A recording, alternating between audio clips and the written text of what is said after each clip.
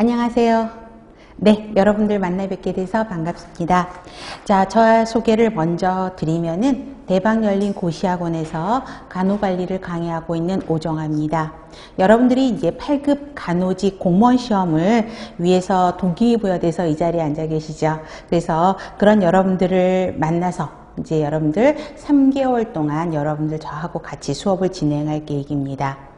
자, 먼저 여러분들이 이제 미리 사전에 조사하셔서 다 아시겠지만, 우리 공무원 시험에서 간호관리는 몇 문항이죠?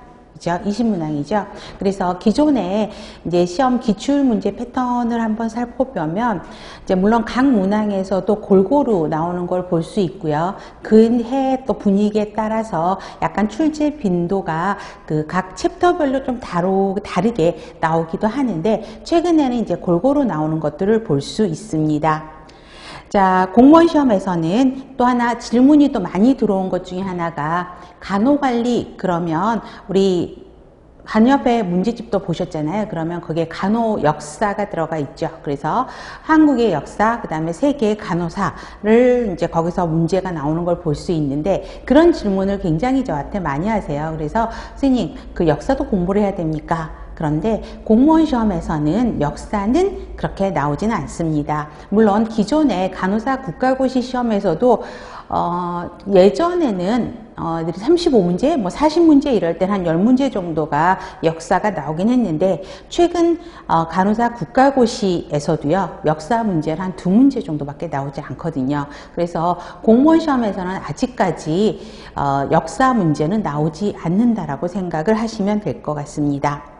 자, 그러면 여러분들이 이제 공부를 하려고 여기 앉아 계시잖아요. 그래서 이제 시험 자세에 대해서 생각을 한번 해볼 수 있는데, 동기부여, 그 다음에 몰입 정도가 최대 관건이라고 볼 수 있습니다. 그때그때 이제 그러니까 그때그때 시험 난이도에 따라서 뭐 서울이 어려울 수도 있고 지방이 더 어려울 수도 있고 그렇긴 하는데, 전반적으로는 지방에 비해서 서울이 조금 더 어렵기는 해요. 물론 서울이 조금 쉬웠던 적도 있어요. 지방이 더 어려웠던 적도 있었긴 하는데, 얼마만큼 동기부여가 되어 있느냐, 또 초심을 잃지 않고 여러분들이 끝까지 갈 수 있느냐, 이게 가장 큰 관건이고요. 물론 서울은 3과목이고 지방은 5과목이잖아요. 물론 과목 수의 차이가 있는데, 서울을 예를 들면 가장 어려운 과목이 어떤 과목을 알고 계세요? 생물이라고 알고 계시죠? 그렇기 때문에 여러분들 전공 과목에서는 거의 100점 만점을 받으셔야지 훨씬 더 필기 합격이라는 큰 목표에 여러분들이 가까이 가실 수가 있습니다. 그래서 3과목 중에서는 가장 쉬운 게 간호관리고요. 점수를 따기가 아주 좋은 과목이에요. 그래서 조금만 노력을 하시면 될 것 같고요.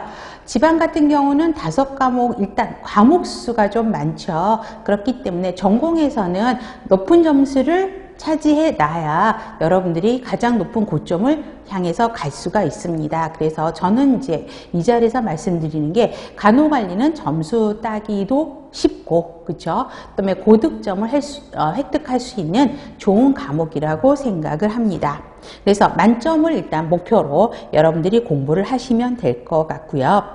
자, 먼저 출제 경향을 보면, 이제 서울시 같은 경우는 간호관리 전공 교수님들이 문제를 많이 내시죠. 그래서 그 간호관리, 시중에 있는 간호관리 책들을 다 갖고 가셔가지고 이제 거기서 문제를 내시기도 하고요.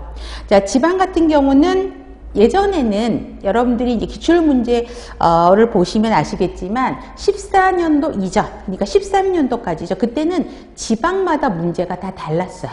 그래서 경기도 다르고 부산 다르고 뭐 충남 다르고 다 문제도 오픈하지 않고, 그 다음에 지역마다 문제가 다 달랐던 게 이제 14년부터 지역이 다 통일되기 시작했죠. 그래서 똑같은 문제로 이제 지방 같은 경우는 나오고 있고요.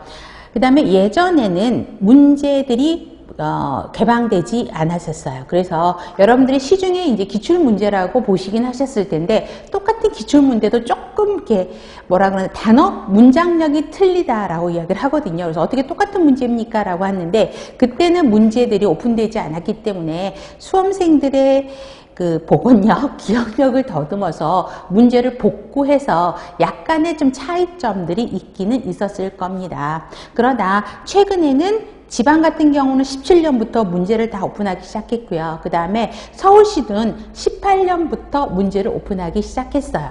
그런데 좀 재미있는 거는 문제를 오픈했다가 다시 오픈하지 않았다가 오픈했다가 이런 거거든요. 특히 서울시 같은 경우는 오픈했었어요. 그랬다가 이중 답안을 한번 정정하는 사태가 벌어졌죠.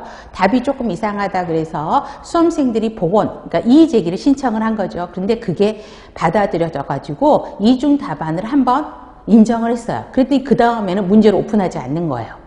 그렇죠? 그랬다가 또 최근에 18년도부터는 지금 문제를 오픈하고 있는 상태입니다. 그래서 여러분들이 기출문제, 물론 책에서 보면 기출문제가 있지만 기출문제들이 조금씩 다르는 게 그때는 오픈하지 않았던 상태구나라고 생각하시면 되고, 그 다음에 17년 지방, 그 다음에 18년 서울시부터는 다 문제가 오픈되어 있어서 정확하게 동일하게 문제가 나오는 것을 볼 수 있습니다. 자, 그러면 이제 물론 문제도 그때그때 상황에 따라서 달라지고 있는데, 자, 수탁으로 하게 되면 문제와 답을 다 오픈을 해야 되죠. 그러면 문제가 여러분 어려울까요? 비비 꼬는 문제가 나올까요? 아니면 굉장히 쉽게 나올까요? 자, 여러분들이 문제가 오픈되기 시작하면은요, 오히려 단순해져요. 문제가 굉장히 쉽고요. 답이 눈에 보이는 문제가 나옵니다. 왜 그러냐면 이의 제기하는 분들이 굉장히 많으시는 거죠. 그렇기 때문에 그런 애매한 거, 문제점들이 발생할 수 있는 문제는 아예 제출하지, 그러니까 문제를 내지는 않는다는 거죠. 그래서 오픈하면서 문제는 쉬워진다라는 거라고 보시면 되는데, 사실 20문제 중에요, 간호관리 같은 경우는 항상 제가 수업 시간에도 이야기를 하지만, 여러분 20문제 중에 17문제는 굉장히 쉬워요. 그래서 공부 조금만 하면 17문제는 맞춰요. 왜? 내가 실수하지 않는 이상.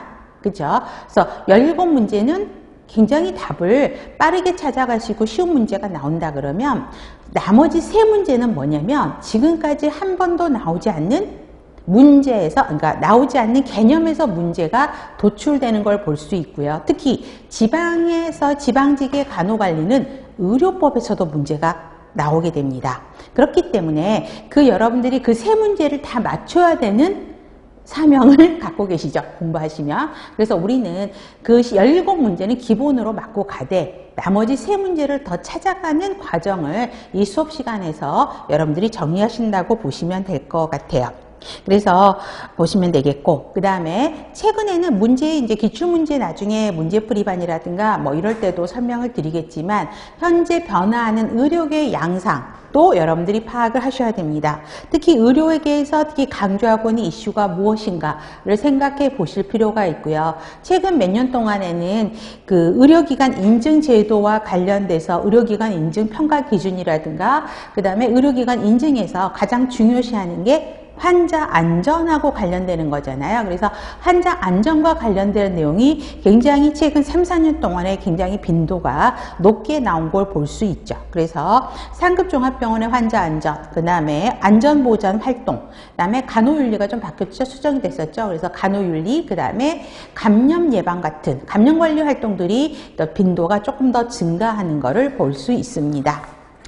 자, 그러면 여러분들이 그럼 어떻게 공부를 해야 되나, 그죠? 그 다음에 제가 만든 오정화 교재는 어떤 특성을 갖고 있나 라고 생각을 하실 수 있죠. 그래서 여러분들에게 먼저 이제 학원 강의하는 그 교재, 기본 교재를 설명을 드린다면, 자, 우리 기본서는 사실은 요약본이에요. 여러분들이 학교 다닐 때 공부하셨을 때 간호관리 되게 이따만하게 두꺼운 책이었잖아요. 그래서 그거를 1년 정도 공부를 했었을 겁니다. 근데 그거에서 자, 가장 기출 문제를 중심으로 중요한 개념들을 꼼꼼하게 정리해 놨다라고 보시면 되겠고요. 그렇기 때문에 이 기본서는 반드시 메모리를 명확하게 하셔야 되고, 어떤 개념이 어느 쪽 몇 페이지 어디쯤에 있다라 여기 것까지도 정리가 되셔야 된다라는 것이죠.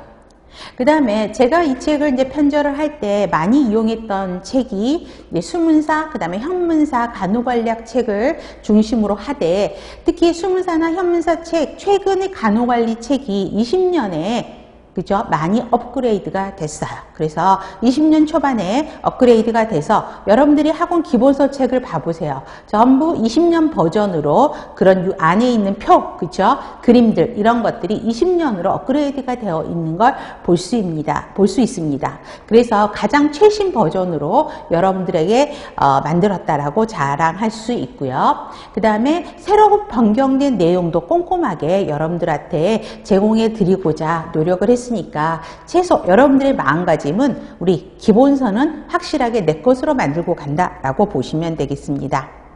자, 그러면 여러분들 책 보고 좀 놀라셨죠? 간호관리 책이 왜 이렇게 두꺼워? 그렇죠? 그 다음에 일단 공부를 하려고 하는데 책 두꺼우면 조금 짜증나죠. 그런데 그만큼의 노하우에 저의 이제 경력이 이 안에, 그 다음에 기출문제와 관련된 내용들이 책에 다 들어가 있다라고 보시면 되겠고요. 사실 책을 얇게 하면 굉장히 좋습니다. 요즘에 이제 공부하는 우리 중고등학생 애들 보면 요약책들 굉장히 많이 갖고 다니잖아요. 핸드 포켓 매뉴얼들, 조그만한 책들. 그렇게 만들면 굉장히 쉬워요. 단순한 것만 하면 돼요. 근데 거기에서 벗어나서 문제가 나오면 당연히 틀리는 거죠. 그렇죠? 그래서 책 두꺼운 거에는 너무 놀라지 마시고요. 저랑 3개월 공부하면은 충분히 여러분들이 이 책 내용을 마스터할 수 있다라는 저에 대한 기대감도 좀 가져주시고요. 책에 대한 관심도 가져주시면 좋겠고, 조금 더 두꺼워진 이유 중 하나가 뒷페이지에 보면 의료법들이 있어요. 의료법 시행규칙. 처음에는 고민했어요. 의료법까지 넣어서 책 두께를 더 두껍게 만들어야 되나 빼고 그냥 여러분들이 그냥 의료법 인터넷에서 찾아서 검색해서 공부하세요. 이렇게 할 수도 있잖아요. 그런데 의료법을 다 싫기보다는 의료법에서 간호와 관련된 부분들을 조금 발췌해서 요약해서 가장 최근 버전으로 여러분들한테 올려놓아 드렸습니다.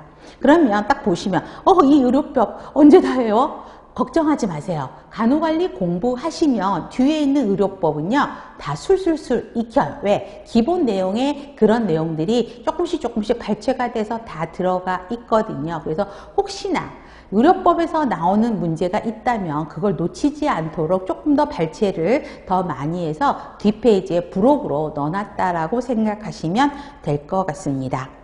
자, 그래서 지금 저랑 처음 공부하시는 분들 아주 선택 잘 하셨어요.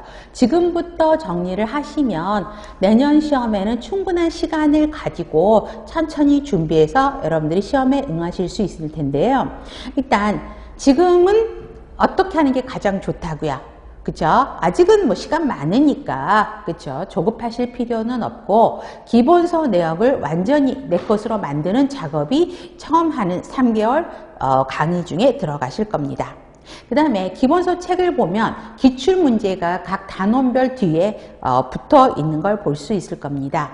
자, 기출문제를 보시면 책은 5에서 6개년간 문제를 다 넣어드렸어요. 그죠? 간단하게 해설도 들어가 있기 때문에 기출문제 풀이를 통해서 기출문제가 어떤 유형으로 나오는지, 키포인트가 무엇인지, 주요 강조점이 무엇인지, 출제 경향이 어떤지 이런 것들을 파악해 보는 게 필요합니다. 그래서 지금부터 뭐 기출문제집 사서 공부를 하실 필요는 없고, 기출문제집 같은 경우는 나중에 이제 기출문제 풀이반이라고 하는 문제풀이반이 있습니다. 그때 이제 신청하셔서 들으셔도 되고, 여러분들이 지금은 기본서와 그 다음에 기본서 뒤에 있는 5, 6년도 동안의 기출문제를 보시면서 출제 유형을 판단하시면 될 것 같습니다.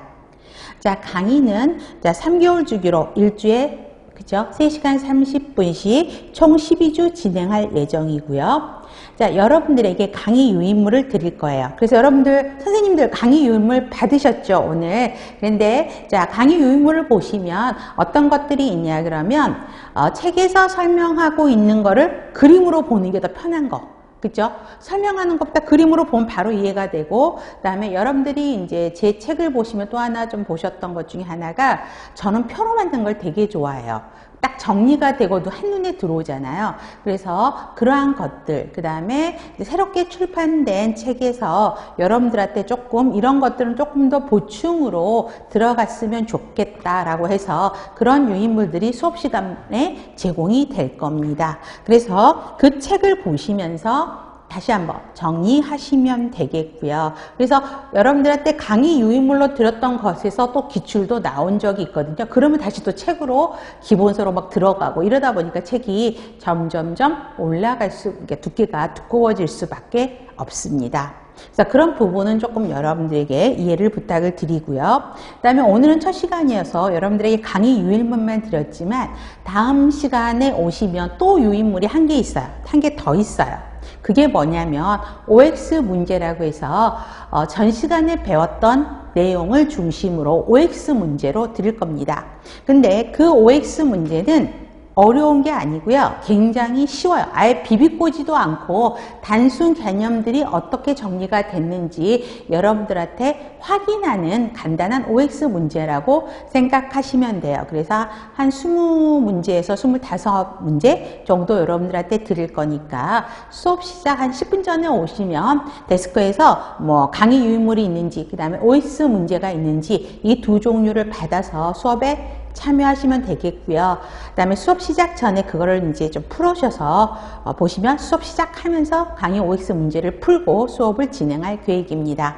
자, 그러면 인강에 참여하시는 선생님들께서는 그 OX 문제와 강의 유인물이 어디에 있냐면 그 자료실에 올려져 있거든요. 그래서 수업 시작 전에 자료실 방문하셔서 들어가셔서 있는지 확인하고 출력하셔서 수업에 참여하시면 되겠습니다.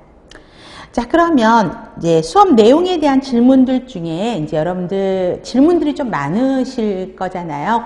궁금한 것도 많고. 그래서 실강에 참여하신, 지금 여기 앉아 계시는 선생님들은 뭐 쉬는 시간에 저에게 물어보셔도 되죠. 그 다음에 인강에 참여하시는 선생님들은 그 학원 홈페이지에 보면 질문방이라고 있어요. 그래서 그 질문방에 글을 올려주시면 제가 이제 빠른 시간 내에 댓글을 올려드리도록 노력을 할겠고요. 그것도 싫다 그러면 자, 여러분들이 학원의 네이버 카페가 있거든요. 거기에 보면 학원의 카페 이름이 진통이에요. 그래서 진통이라는 카페에 들어오시면 제 홀더가 있습니다. 그래서 그쪽으로 질문을 해주시면 댓글을 올려드리도록 하겠습니다. 자, 그러면 한 가지 이제 부탁 말씀을 하나 드리겠는데요. 자, 질문을 올리실 때 예를 들어서 한 문장만 올려요. 그렇죠? 우리가 시험 문제가 사지선다잖아요. 그런데 한 문장만 올려서 이게 옵니까 있습니까? 이렇게 물어보시는 거는 참 불편한 질문이에요. 왜 그러냐면 간호관리는 여러분들이 공부를 하시다 보면 어떤 문장에 따라서는 그게 답이 될 수도 있고요. 또 어떤 앞에 질문에 따라서 그게 틀린 답이 될 수도 있습니다. 그래서 먼저 질문을 올려주실 때는 질문 전체를 올려주시는 게 더 정확한 답을 얻으실 수 있고요. 그 다음에 요즘에는 여러분들은 저보다는 훨씬 젊은 선생님들이잖아요. 그래서 글씨 쓰기 싫다, 타자치기 싫다 그러면 사진 찍으면 되죠. 근데 사진 찍어서 한 가지 부탁드릴게요. 정면에서 볼 수 있도록 해주세요. 여러분들이 질문하시다 보니까 마음이 급하다 보니까 사진을 올려주시는데 거꾸로 올리시고요. 좌우가 바뀌어서 사진부터 올려놓으세요. 그러면 저도 이제 답을 하려고 들어갔는데 질문이 이렇게 거꾸로 누워있단 말이에요. 그럼 이렇게 이제 보면서 하거든요. 그래서 그런 거는 서로에 대한 예의라고 생각이 들어요. 그래서 그런 부분들은 조금 사진은 정면에서 볼 수 있도록 도와주셨으면 좋겠고요. 그 다음에 그러니까 다른 사람이 질문한 것들이 있는지 먼저 검색을 해보시고 올려주셨으면 좋겠어요. 뭐냐면 궁금한 것들은 비슷한 내용의 궁금한 것은 동일하거든요. 그래서 그 질문에 대한 댓글을 올렸는데 그 다음날 똑같은 질문이 또 올라오고 이런 경우도 있어서 이 질문이 올라온 적이 있는지 한번 검색해 보시면 좋겠고요. 제 강의와 관련된 내용만 질문을 올려주시면 좋겠어요.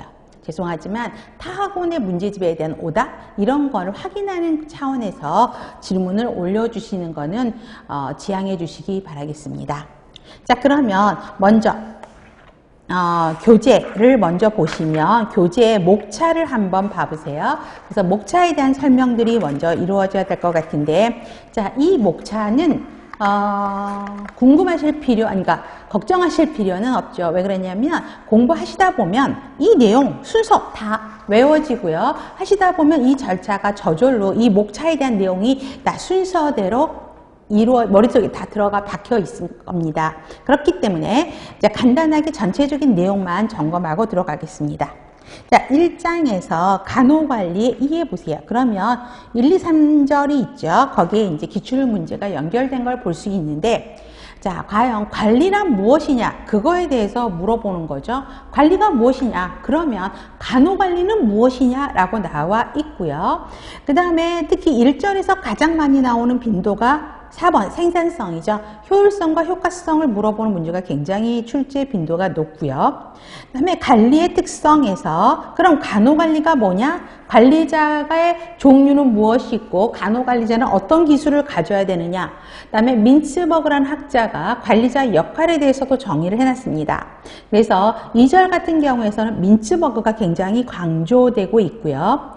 3절에서는 관리 이론들이에요. 예전에 이제 고전 학자들에 의해서, 현대 학자들에 의해서 관리 이론의 변천사 등이 나오게 됩니다. 그래서 여기는 굉장히 외울 것도 많죠. 그래서 고전적이냐, 신고전적이냐, 현대적이냐, 뭐 이런 것들이 나오고 각각의 이 이론들에 대한 특징, 장단점들을 비교해내는 문제들이 제법 많이 나옵니다. 그 다음에 우리가 간혹 그 다음 장이 기획이죠. 그래서 기획과 자 조직이 자 보세요. 우리가 간호관리라고 하면 간호관리 과정이다 그러면 기획, 조직, 인사, 지휘, 통제 이 5가지 단계를 간호관리 과정이라고 이야기합니다. 그러면 기획과 조직은 굉장히 옛날에는요. 과거에는 기획과 조직이 굉장히 출제 빈도가 높았었어요. 그랬었는데 최근에는 이 문제 출제 유형이 뒷배 인적 자원 관리, 사람이 굉장히 중요하죠. 그래서 우리 요즘에 병원 가면 어때요? 간호사 구하기 어렵다 그러죠. 신규 간호사의 사직률이 50%예요. 100명을 뽑으면 50명이 사표 쓰고 나온대요. 그렇죠? 그렇기 때문에 병원에서도 사람을 굉장히 이제 대우하라라고 이야기를 하죠. 그래서 인사와 지휘, 관리자가 가져야 될 기술 중에 하나가 리더십하고 구성원들에게 동기부여하는 거죠. 그래서 인사와 인적자원 관리와 지휘 쪽으로 문제 빈도수가 조금 더 옮겨가고 있는 상황이긴 합니다. 자, 그래서 여러분들이 기획 보시면 자, 목표관리, 의사결정, 재무관리, 시간관리 내용에 중점으로 되어 있고요. 굉장히 출제 빈도도 높고요. 내용도 굉장히 많아요. 그래서 각 절마다 한 문제 이상씩은 꼭 나오는 경우도 있습니다. 한 문제 이상씩은 나오고 있는 상태라고 보시면 되겠고요. 자, 조직도 굉장히 단순해요. 외워야 될 거 굉장히 많은데 어렵지가 않아요. 그러니까 굉장히 쉬운 내용이고 외우기는 어렵지 않습니다. 쉽고 명확하게 나와 있는 것을 볼 수 있고요. 그 다음에 점차 아까도 말씀드렸지만 인적자원관리, 지휘 쪽으로 문제가 넘어가고 있습니다. 자, 인적자원관리에서 직무관리, 그 다음에 확보, 개발관리, 유지관리 쪽으로 정리가 되어 있고요. 그 다음에 지휘 그러면 항상 나오는 게 리더십, 동기부여예요. 그래서 리더십 이론들 보세요. 2절에도 보면 특성, 행동, 상황 이론, 거래적 리더십, 변혁적 리더십에 나오고 또 리더십의 새로운 패러다임. 그래서 리더십의 각종의 리더십에 대한 종류들이 문제가 나오고요. 그 다음에 동기부여 이론들이 나옵니다. 대표적인 나오는 게 내용이론, 과정이론으로 분류가 되면서 각 학자들의 동기부여 이론들이 문제가 나오는 걸 볼 수 있고요. 의사소통, 주장행동, 갈등관리, 인파워먼트, 조정과 협력 이런데 자 이런 데서는 한 문제씩 정도 나오고 있는 걸 볼 수 있죠. 가장 최근에는 8절 조정과 협력이 각 책들마다 새롭게 부각되고 있죠. 그래서 각 부서에서 조정 협력이 병원에서는 굉장히 이제 새롭게 부각되고 그런 기능들이 조직 질서를 위해서는 굉장히 좋다라고 이야기를 합니다. 그래서 이 8절에 대한 것들이 이제 조금 더 강화가 됐다라고 보시면 되겠고요. 그 다음에 통제입니다. 예전에는요, 1절과 2절, 그래서 2절에서 의료의 질관리에서 TQM, 총체적인 질관리에서 대부분의 문제가 많이 나왔습니다. 그런데 최근 3, 4년 동안에 나온 것 중에 하나가 3절의 의료기관 인증제도, 4절의 환자 안전. 이 부분이 문제가 3, 4년 동안 최근에 기출문제가 굉장히 많이 출제가 되면서 3절, 4절에 관련된 내용들이 또 출제가 많이 되고 있고요. 그만큼 그래서 한참 문제가 출제됐을 때 그게 지방이었나 서울이었나는 기억이 잘 안 나는데 20문제 중에요. 통제가 4문제가 나왔어요. 그러면 통제가 굉장히 빈도가 높았다는 걸 볼 수 있죠. 그 다음에 올해 같은 경우도 보면 통제에서 문제가 나왔는데 새로운 문제, 아까 제가 17문제는 쉽고 두세 문제가 새로운 문제들이 나온다 그랬죠. 아니면 좀 어려운 문제가 나오는데 그 새롭게 출제된 내용의 문제가 통제에서 문제가 나왔었어요. 그런데 감사하게 저희 수업 시간에 다 다뤘던 내용이에요. 그죠? 기본서에도 있는 내용이었고, 그래서 여러분들이 어렵지 않게 문제를 풀 수 있었을 겁니다. 그래서 통제 부분이 점차 강화되고 있다라고 보시면 되겠고요. 7장. 간호단위 관리의 실제는 사실은 국가고시에서 문제가 많이 나옵니다. 공무원 시험에서는 그렇게 많이 나오진 않는데, 특히 공무원 시험에서 가장 문제가 많이 나오는 거는 4절 감염관리죠. 메르스 이후부터 감염관리가 이제 대한 문제들이 지금 문제가 많이 나오는 걸 볼 수 있죠. 그래서 감염관리 중심으로 여러분들한테 문제를 진행을 할 거고요. 그 다음에 여러분들이 어려워하는 것 중에 하나가 8장이에요. 그래서 간호관리의 법적 측면이요. 그래서 여기에는 법률적인 용어들이 조금 많아요. 그래서 선생님들이 의외로 되게 어려워하세요. 그런 법학적 용어들이 나오고, 제가 수업 시간에도 설마 이게 나올 것 같지는 않은데 그래도 이런 개념은 알고 계시면 좋겠습니다. 그래서 더 알아보기 위해서 개념 정리를 해드린 적도 있거든요. 그런데 거기에서도 문제가 아주 굉장히 쉽게 출제가 된 거를 볼 수가 있어요. 그래서 그런 부분들은 조금 시간을 더 투자해서 여러분들에게 내용들을 전달해 드리려고 노력을 할 것입니다. 그 다음에 9장 간호 서비스 마케팅은 사실은 통제 문제가 나오기 전에, 그쵸? 3, 4년 이전에 서비스 마케팅에 대한 문제가 그때는 좀 많이 나왔었어요. 그랬다가 JCI 인증되고 그다음에 평가 인증에 대한 문제들이 나오면서 현재는 서비스 마케팅 문제가 잠깐 주춤하고 있는 상태라고 보시면 되겠고요.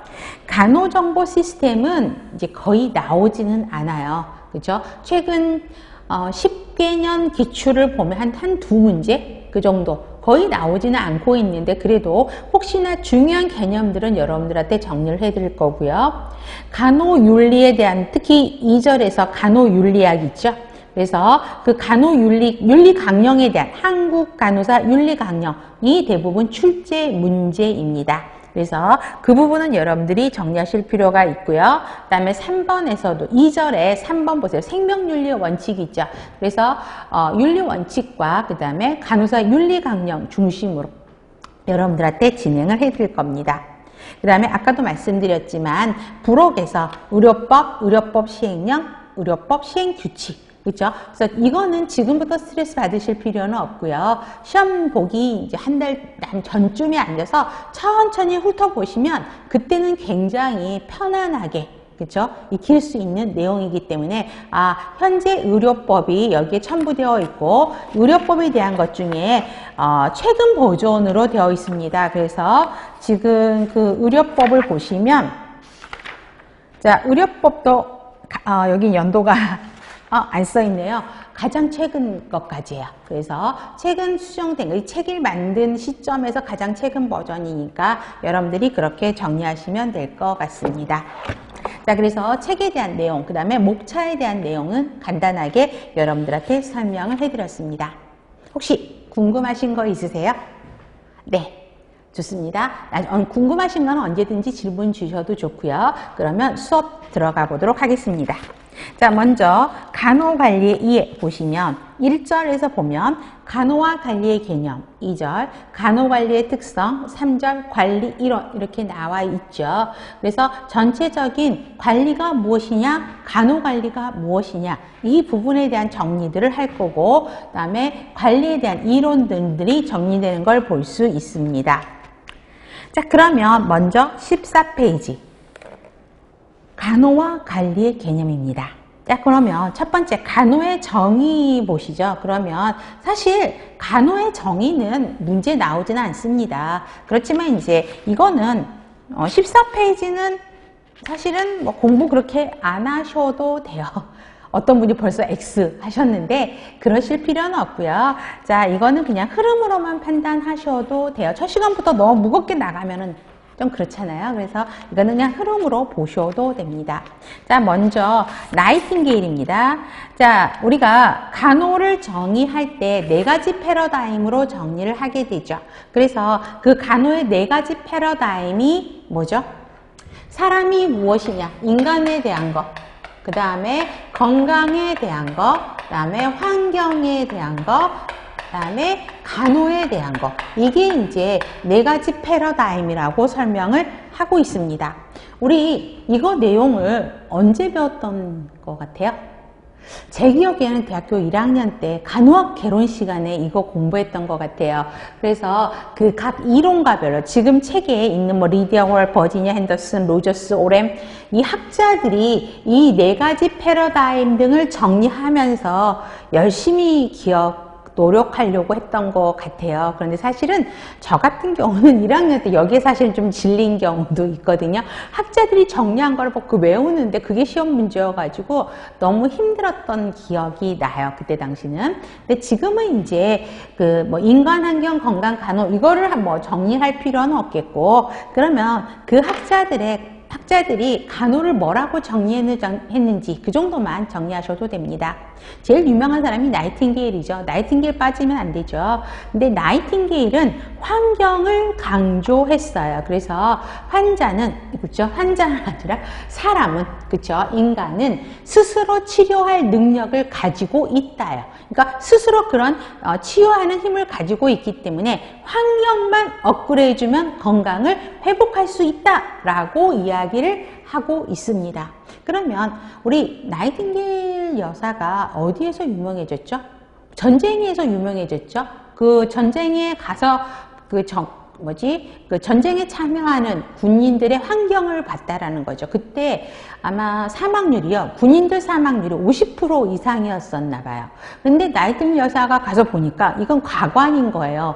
군 병원이라고 있는데 햇빛도 안 들어, 음식도 너무 질이 낮고, 그다음에 군인들이 입고 있는 뭐 환의, 그다음에 침대, 이런 개인위생들, 환경위생들이 너무나 엉망이어서, 그죠? 나이팅게일 여사가 제일 먼저 시도한 게 군 병원 있죠? 거기에 환경관리부터 들어갔어요. 그래서 의복 깨끗하게 해주고요. 한의, 그 다음에 침대 시트 깨끗하게 해주고, 양질의 음식 제공해주고, 햇빛 쬐어주기 하고, 뭐 이런 것부터 시작을 해서 사망률이 굉장히 감소를 시켰습니다. 그래서 이제 그 전쟁에서 나이팅게일 여사가 유명해진 거죠. 그래서 환경을 보존한다. 이게 건강을 도와주는 길이다라고 이야기를 합니다. 그래서 환경과 위생을 강조한 게 이제 나이팅게일 여사였던 거고요. 그 다음에 리디아 홀은요, 돌봄이란 말을 처음 이야기했어요. 그래서 케어라는 말을 이야기했죠. 그래서 환자가 질병 과정을 말로 표현할 수 있도록 뭐 자신의 모습을 찾아가는 과정이다라고 이야기를 합니다. 그래서 돌봄이 안이 도모의 하나의 요소로서 돌봄, 케어를 이야기하기 시작합니다. 그 다음에 버지니아 핸더슨은요, 14가지 기본 욕구를 강조하게 됩니다. 자, 본인이 필요로 하는 힘, 지식, 의지만 있다면 다른 사람의 힘을 빌리지 않고 14가지 간호행위 기본 욕구를 충족시키는 걸 통해서 건강을 회복할 수 있다라고 이야기를 하게 됩니다. 그러면 그 14가지 간호행위가 뭐냐? 그러면 우리가 실제 우리 병원에서 했던 거 있죠. 바이탈하는 거. 그죠? 아이오 체크하고, 뭐 체중 체크하고, 깨끗한 옷 입고, 그 다음에 영양관리 해주고, 그 다음에 쉬고 잠 잘 자게 도와주고, 체온 유지해주고, 피부관리 해주고, 뭐 이러한 것들 있죠. 이러한 것들이 전부 14가지 간호행위라고 이야기를 합니다. 그래서 14가지 기본 욕구를 충족시키는 것, 이거가 이제 간호라고 이야기를 하고 있습니다. 자, 로저스는요, 자, 인간과 환경 간의 조화로운 상호작용이라고 이야기하고 있는데, 자, 인간과 환경이 서로 조화로워야 된다라고 이야기합니다. 그래서 로저스는 어떤 인간론을 강조했냐면,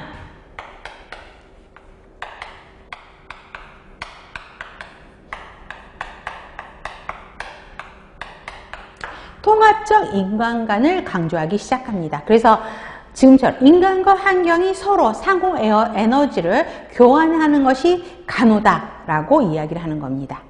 그 다음에 오렘은 뭐였죠? 자가간호 이론을 펼쳤죠. 그래서 자가간호에 수행함으로써 건강을 성취하고 유지할 수 있도록 도와주는 것, 사람 스스로가 인간이 자가간호 행위자가 될 수 있도록 도와주는 것 가 간호라고 이야기를 했고요.